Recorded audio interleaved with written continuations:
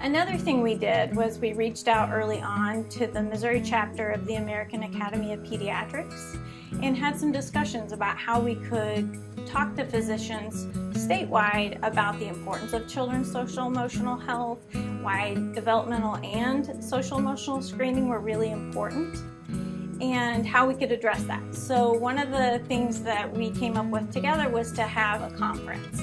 And we have done that 2 times and are getting ready to have another soon. So far we've had 120 physicians attend our 2 conferences, and we focused on things like social emotional health, developmental and social emotional screening, why you would want to do that, some of the hiccups in the road when people have tried to implement, how to work with your children's child care centers, how to address maternal depression, and how to teach small amounts of parenting skills while the families are in the pediatrician's office.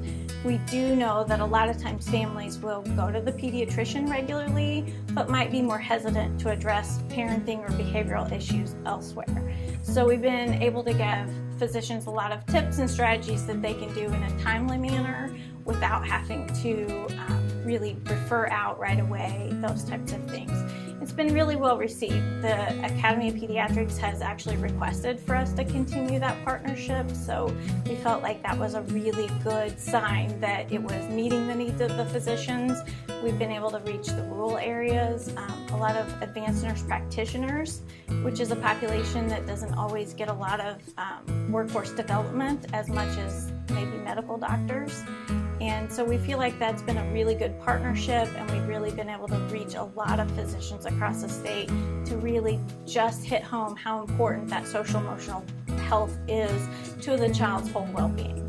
We identified that we did not have a great deal of expertise in early childhood mental health, and so children and families could not access those services as they needed. One of the things that we focused on was actually training more mental health professionals on early childhood development and mental health issues in this population.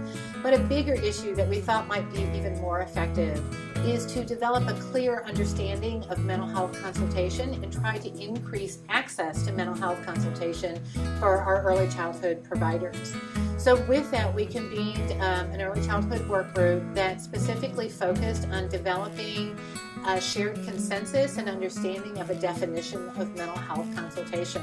Although it sounded kind of easy at first, it ended up being a little challenging because we wanted to make sure that it fit well and with what already existed in the state and wasn't meant to replace anything, but that it could be integrated into the work that we've already done.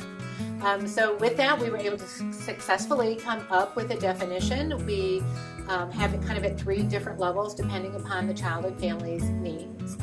Once we had that consensus, and we built the consensus across all child-serving state departments where they all agreed that this is what we would mean by mental health consultation, we then took it to our Medicaid agency in the state, and they were very intrigued by this and have been working with them since to find a way to have this be an eligible service code through Medicaid. And we're very close to achieving that. Hopefully by the time we wrap up, we will know that we will have this available across the state, at least at a more significant level than we had previous to Project Launch. So again, I think that's one of the areas that we really added to the state system as a whole in creating capacity for mental health consultation.